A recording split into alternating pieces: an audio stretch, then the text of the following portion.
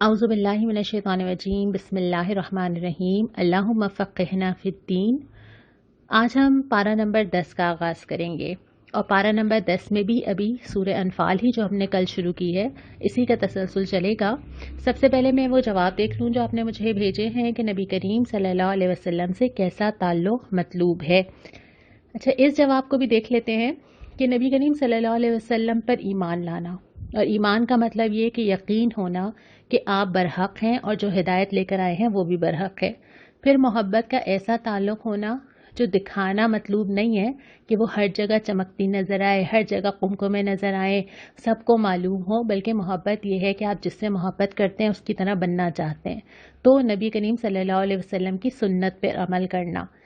तीसरी चीज़ ये कि नबी करीम सल्लल्लाहु अलैहि वसल्लम की मदद करना, और वो मदद अल्लाह ताला अपने दीन की मदद को करार देता है। हज़रत ईसा ने भी अपने हवारियों से पूछा था, मन अंसारी इलल्लाह, कौन मदद करेगा मेरी अल्लाह के लिए, और उन्होंने जवाब दिया था, नहनु अंसारुल्लाह, हम हैं अल्लाह के मददगार। अल्लाह को मदद की ज़रूरत नहीं है, लेकिन अल्लाह अपने दीन की मदद को अपनी मदद कहता है। और आखिरी चीज़ ये कि उस रोशनी की पैरवी की जाए जो रसूल लाया है, यानी कि यह कुरान। उसके बाद फिर मैं आपसे एक सवाल इब्तिदा में ही कर लेती हूँ, और वो सवाल ये है कि अल्लाह ताला के पास किन लोगों का दर्जा बड़ा है। आपने मुझे ये बताना है कि सूरह तौबा की कौन सी आयत है, आयत नंबर आप मुझे बताएंगे जिसमें इस सवाल का जवाब है, अल्लाह ताला के पास किन लोगों का दर्जा बड़ा है। पहले रुबा का जायज़ा ले लेते हैं। शुरू ही होता है माल गनीमत की तकसीम के क़ानून से, जिसका मैंने कल भी जिक्र किया था कि जब ये सवाल उठा था कि वो कहाँ तकसीम किया जाएगा और किसको मिलेगा और किसको नहीं मिलेगा, तो फिर यह क़ानून आया था, खुम्स का क़ानून, कि 5वां हिस्सा जो है वो अल्लाह और उसके रसूल का है, और बाकी हिस्सा जो है वो आपस में जितने भी लोगों ने हिस्सा लिया उनमें तकसीम कर दिया जाएगा। उसके बाद अल्लाह ताला ने ग़ज़वा बदर में जो मदद की उसका तज़किरा किया है कि तुम इतने ताकतवर ना थे, लेकिन अल्लाह था, और अल्लाह तुम्हारा हाथ बन गया था, और अल्लाह ताला ने उन सारी चीज़ों से मदद की जहाँ से गुमान भी नहीं था। तो यहाँ पे भी जिक्र किया गया कि तुम्हें मैदान में तो आना था। अगर हम आज के ज़माने के लिहाज से, जब हम हर चीज़ को इतनी अक़ल से सोचते हैं और इतना कैलकुलेट करते हैं, अगर उस ज़माने में किया जाता तो ग़ज़वा बदर शायद होती ही ना। लेकिन लोगों को यकीन था कि हमें तो ईमान लेकर आना है, जो कमी कमज़ोरी होगी उसको अल्लाह ताला पूरा करेगा, और अल्लाह ने किया। फिर अल्लाह ताला ऐसी ऐसी चीज़ों से मदद करता है जहाँ से इंसान सोचता भी नहीं है।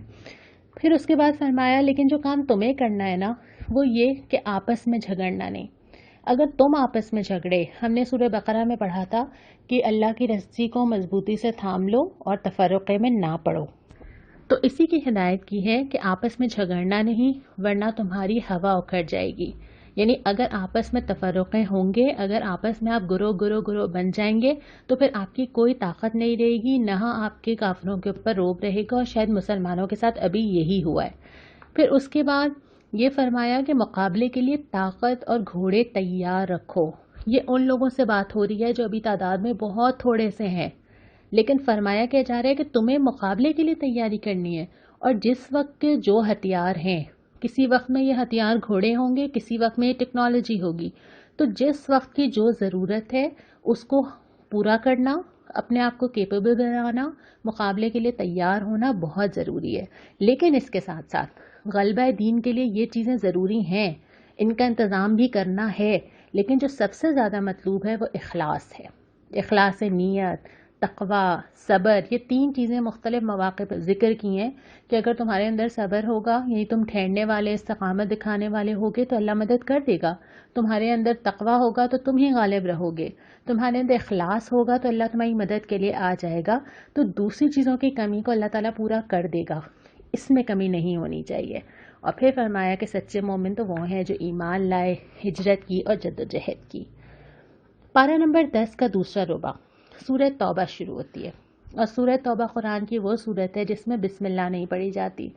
इस सूरत में अल्लाह ताला नहीं चाहता कि उसकी सिफत रहमान और रहीम का जिक्र किया जाए, क्योंकि यह सूरत चैलेंज करती है। यहाँ पे मामला ये नहीं है कि माफ़ कर देंगे, रहम की उम्मीद लगाएं, नहीं। इब्तिदा से ही ये सूरत चैलेंज करती है कि अल्लाह और रसूल का ऐलान बरात है, और उन तमाम लोगों से है जो इस्लाम के दायरे में नहीं आते। इस्लामी निज़ाम आने के बाद सिर्फ 3 ऑप्शंस रह जाते हैं, या तो इस्लाम ले आया जाए, نمبر 1. نمبر 2 مقابلہ کیا جائے، لڑا جائے. نمبر 3 ذمہ ہو جایا جائے، یعنی جزیہ دیا جائے، ٹیکس دیا جائے اور اسلامی حکومت کے تحت رہا جائے، کیونکہ اسلام کمپرومائز کرنے کے لیے نہیں ہے. یہ نہیں ہو سکتا کہ دوسرے بھی دین غالب رہیں اور اسلام بھی غالب رہے. یہ پاسبل ہی نہیں ہے، یہ فطری چیز ہی نہیں ہے.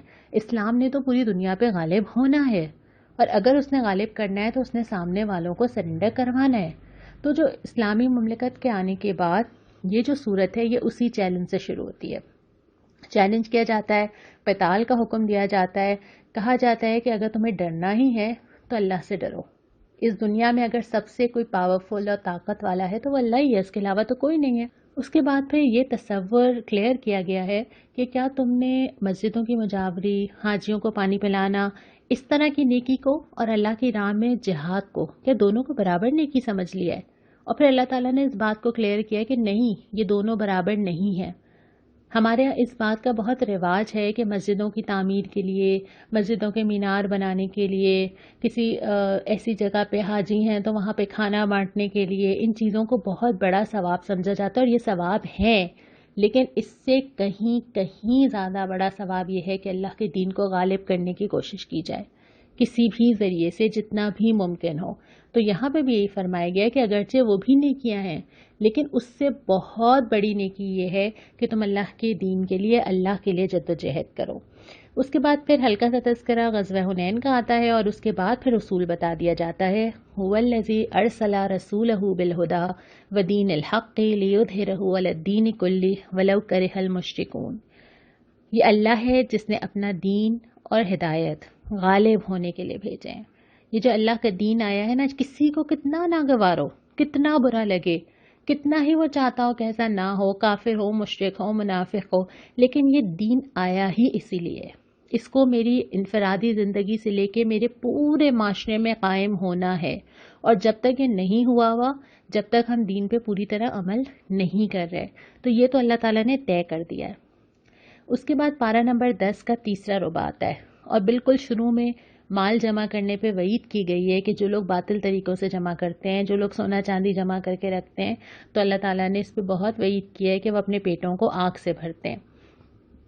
نسی کے قاعدے کی مذمت کی گئی ہے. نسی یہ تھا کہ انسان اللہ تعالیٰ کے ساتھ چیٹ کرنے کی کوشش کرے، نعوذ باللہ. اس میں یہ کرتے تھے کہ ہر سال 1 مہینہ ایڈ کر دیتے تھے. ابھی تو ہم قمری مہینے کے حساب سے روزے رکھتے ہیں، اور رمضان اب گرمیوں میں آنے لگے ہیں نا. اگر ہم ہر سال 1 مہینہ اضافی ایڈ کرتے جائیں گے تو ہوگا یہ کہ ہم ایک ہی مہینے میں آتا رہے گا، اور اس سے جو ہم ہر موسم میں عبادت کرتے ہیں، کبھی آسانی میں کبھی مشکل میں، اس سے بچ جائیں گے اور اپنی مرضی کے مہینے میں ہی چلتا رہے گا. تو یہ ایک طریقہ انہوں نے اس وقت ایجاد کر لیا تھا کفار نے. دوسرا یہ تھا کہ حلال مہینے کو حرام اور حرام کو حلال. مثال کے طور پہ اللہ تعالیٰ نے حرمت کے مہینے رکھے ہیں کہ اس میں قتل یا لڑائی نہیں کرنی ہے، اس مہینے میں کر لیا، اور کسی اور مہینے کو اس کے آلٹرنیٹ کے طور پہ حرام کر دیا.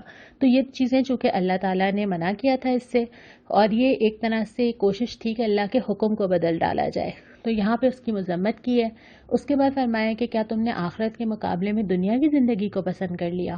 یعنی ہر وہ چیز جو انسان کو کسی غلط راستے پہ لے کے جاتی ہے، اس کا آخر میں ایک ہی وجہ ہوتی ہے کہ انسان دنیا حاصل کرنا چاہتا ہے. اس کو یہاں پہ صحیح کیا، بلکہ یہ بھی کہا کہ کیا تم زمین سے چمٹ کے رہ گئے جب تم سے کہا گیا کہ نکلو اللہ کی راہ میں، تو پھر تم اپنے وہ گھر، اپنی وہ چیزیں، اپنا وہ کمفرٹ زون، تمہیں وہ چھوڑنا گوارا نہیں تھا. تو اس پہ تبصرہ کرتے ہوئے فرمایا کہ آخرت چاہیے یا دنیا چاہیے؟ جو چاہیے اسی کے لیے انسان کو کھپنا بھی پڑتا ہے، لگنا بھی پڑتا ہے، ٹائم بھی دینا پڑتا ہے. پھر غار ثور کا واقعہ سنایا کہ جس طرح پریشانی حضرت ابو بکر نے پریشانی محسوس ہوئی، ان کا اظہار ہوا، تو اللہ کے نبی صلی اللہ علیہ وسلم نے کیا فرمایا تھا؟ غم نہ کرو، اللہ ہمارے ساتھ ہے. اور یہ ایک چیز سمجھ آ جائے، زندگی آسان ہو جاتی ہے. زندگی کا کوئی مسئلہ ہو، اللہ ہمارے ساتھ ہے. اور اس کے بعد اللہ تعالیٰ نے فرمایا نکلو، خواہ ہلکے ہو یا بوجھل. یہ 2 اپوزٹس ہیں، آپ اس میں کچھ بھی اضافہ کر لیجئے. ہلکے ہو یا بوجھل، بیمار ہو، تندرست، جوان ہو، بوڑھے، زیادہ پیسے رکھتے ہو، امیر ہو، غریب، جو بھی شامل کر لیجئے. گویا جو بھی تمہاری حالت ہے اس وقت، اس کے اندر جو پاسبلٹی ہے اللہ کے لیے کرو. کسی کے پاس بہت سارا ہوگا، کسی کے پاس کم ہوگا، کسی کے پاس وقت زیادہ ہے، کسی کے پاس کم ہے، کسی کے پاس پیسہ زیادہ ہے، کسی کے پاس کم ہے، تو جو ہے وہ لگا دو، جو بھی لے آؤ۔ مجھے ایک واقعہ یاد آیا، ایک بزرگ تھے حضرت عمر کے زمانے میں، اور جب ان سے منادی کی گئی کہ جو لوگ جہاد کے لیے آ سکتے ہیں وہ آ جائیں، تو ایک اتنے بزرگ تھے کہ ان کی بھویں ان کی آنکھوں پہ گر گئی تھیں اور 2 لوگ پکڑ کے لا رہے تھے۔ تو ان سے کہا گیا کہ آپ کیوں آ گئے، آپ کو تو نہیں آنا تھا؟ تو انہوں نے کہا کہ میں نے تو قرآن کی آیت پڑھی ہے، نکلو خواہ ہلکے ہو یا بوجھل، اور میں یہ سنا اور میں نکل آیا۔ یعنی یہ آیت تو مخاطب کرتی ہے کہ جو بھی تمہارے حالات ہوں اسی کے اندر سے اپنی استطاعت کے مطابق حصہ ڈالو اللہ کے دین کے لیے، جو دے سکتے ہو، جتنا کر سکتے ہو۔ اس کے بعد پھر فرمایا کہ مومن کے لیے تو ہر صورت بھلائی ہے۔ اللہ تعالیٰ نے وہ قول نقل کیا ہے کہ ان سے کہا گیا کہ تم کہاں جا رہے ہو، تم فوت ہونے جا رہے ہو کیا؟ ایسے میدان جہاد میں جب چلے جاؤ گے تو تمہاری جان کو خطرہ ہے؟ تو انہیں جواب دیا کہ ہمارے لیے تو دونوں صورتوں میں بھلائی ہے، شہید ہو جائیں گے یا واپس فتح یاب ہو کے آئیں گے۔ مومن کے لیے بھی دونوں صورتوں میں بھلائی ہوتی ہے، زندگی کے ہر فیز میں، یا تو وہ شکر کرتا ہے یا وہ صبر کرتا ہے۔ اس کے بعد پھر مصارف زکوٰۃ بتائے گئے کہ زکوٰۃ کہاں کہاں خرچ کی جا سکتی ہے۔ اور اس کا جو آخری ربع ہے نا، اس میں اللہ تعالیٰ نے 2 کریکٹرز بتائے ہیں کہ یعنی کہ 2 طرح کے لوگ ہیں، دونوں کے اعمال میں کیا ڈفرینس ہے اور پھر دونوں کے نتیجے میں کیا ڈفرینس ہے۔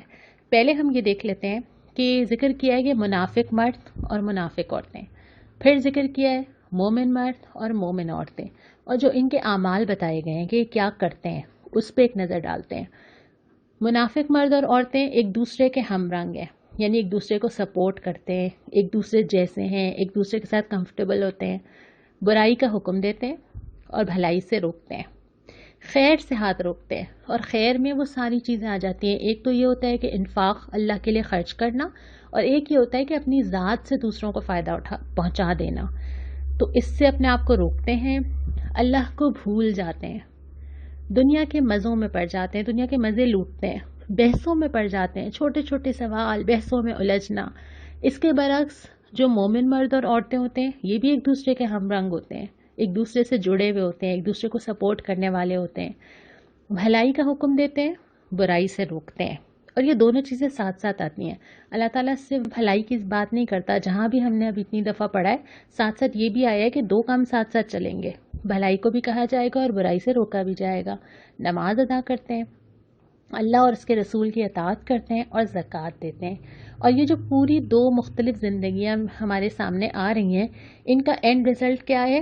اسی سپارے کے اسی ربع میں پھر آ جاتا ہے کہ یہ دونوں انجام میں کیا پاتے ہیں۔ جو منافق مرد عورتیں ہیں اللہ تعالیٰ بھی انہیں بھلا دیتا ہے، جیسے انہوں نے بھلایا، دوزخ میں ہمیشہ رہیں گے، اللہ کی پھٹکار پڑے گی، سارے اعمال ضائع کر دیے جائیں گے اور آخر میں ان کے حصے میں صرف خسارہ آئے گا۔ لیکن جو مومن مرد عورتیں، اللہ کی رحمت ملے گی، جنتیں ملیں گی، جنتوں کے بڑے بڑے باغات ملیں گے، سب سے بڑھ کے جو چیز ملے گی اللہ کی خوشنودی ملے گی۔ اور یہ اصل کامیابی، جو دنیا میں کامیابی سمجھتے ہیں وہ تو کامیابی نہیں ہے، کامیابی تو یہ ہے کہ اللہ راضی ہو جائے اور اللہ جنتوں میں داخل کر دے، اصل کامیابی ان کو ہی حاصل ہوگی۔ اور آخر میں اللہ تعالیٰ نے بہت سارے لوگوں کے دلوں کی کیفیت کا ذکر کیا ہے، اس کو سمجھنا بہت ضروری ہے۔ یعنی اعمال کی قبولیت کا دار و مدار دل کی کیفیات پر ہے۔ جن منافقین کے بارے میں ابھی ہم پڑھ رہے ہیں یہ تو اپنے آپ کو مومن ہی کہتے ہیں، کافر تھوڑی ہیں، یہ وہ لوگ تھوڑی ہیں جو کہہ رہے ہیں کہ ہم اللہ اور رسول کو نہیں مانتے، یہ تو وہ لوگ ہیں جو اپنے آپ کو مسلمان کہتے ہیں، لیکن اسلام کے باوجود ان کے اعمال بتاتے ہیں کہ انہوں نے اسلام کو دل سے قبول نہیں کیا۔ اور پھر جو لوگ یہاں پہ بہت ساری مثالیں غزوہ بدر کی دی ہیں کہ جب ان سے کہا گیا کہ اللہ کے لیے لڑو، اس کے درمیان میں کیا کیا کیفیات تھیں۔ ایک وہ تھے جو ساتھ گئے تھے، نکلے تھے نا گھر سے، قربانی تو دل دی تھی نا، خوف بھی ہوگا، گھروں سے آنا، سامنے موت بھی نظر آ رہی ہے، لیکن نکل کے آ گئے تھے۔ اللہ تعالیٰ نے ان کی قبول نہیں کی۔ اس کی وجہ کیا تھی کہ وہ فتنہ پھیلانے کی کوشش کرتے رہے، وہ ایسی باتیں کرتے رہے کہ اف کیوں آنا پڑا، یہ کیا ہو رہا ہے، اس سے بہتر تھا گھر چلے جاتے۔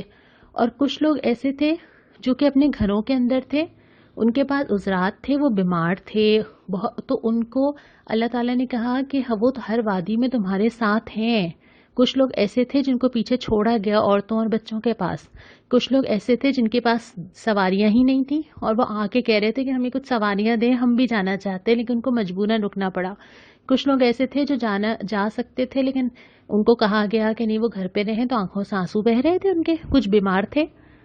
تو اللہ تعالیٰ نے جو ساتھ تھے ان کے بارے میں فرمایا کہ اللہ کو ان کی ضرورت نہیں ہے، اللہ نے ان کا کچھ بھی قبول نہیں کیا۔ جو گھر پہ موجود تھے اللہ تعالیٰ نے کہا کہ وہ ہر وادی میں آپ کے ساتھ تھے اور ان کو ہر چیز کا اجر ملے گا۔ کیا فرق تھا دونوں میں؟ دل کہاں تھا؟ یعنی اچھے سے اچھا عمل بھی اگر دل کی کیفیت کے ساتھ نہ ہو تو اور کراہت کے ساتھ ہو اور مجبوری کے ساتھ ہو، اللہ کو ضرورت نہیں ہے۔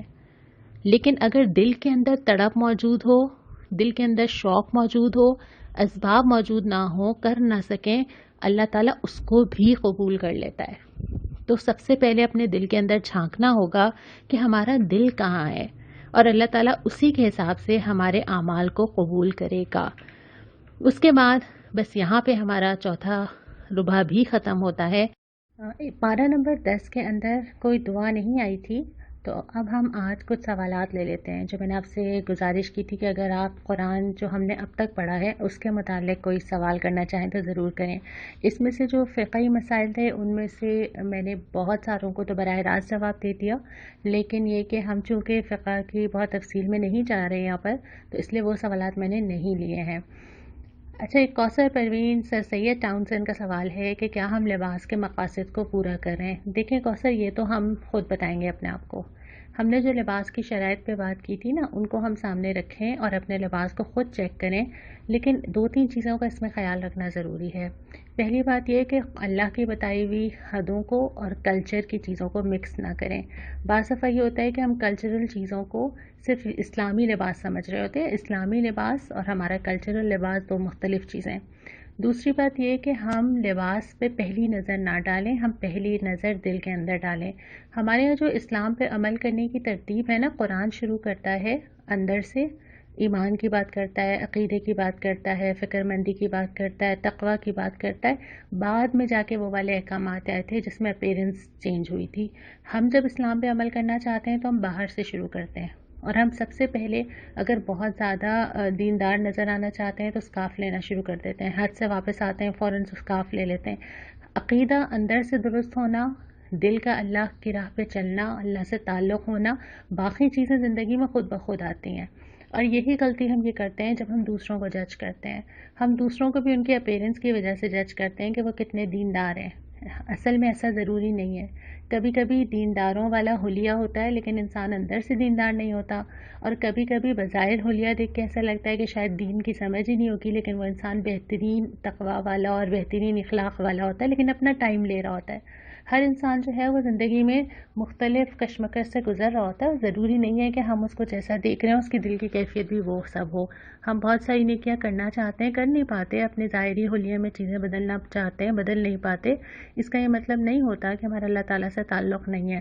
تو پہلی چیز جس کی فکر کرنی چاہیے وہ یہ کہ ہمارا اللہ سے تعلق، ہمارا تقوی، ہماری عبادات کیسی ہیں، پھر یہ بعد میں بہت ساری چیزیں ہیں، یقیناً ان کا بھی اہتمام کرنا چاہیے۔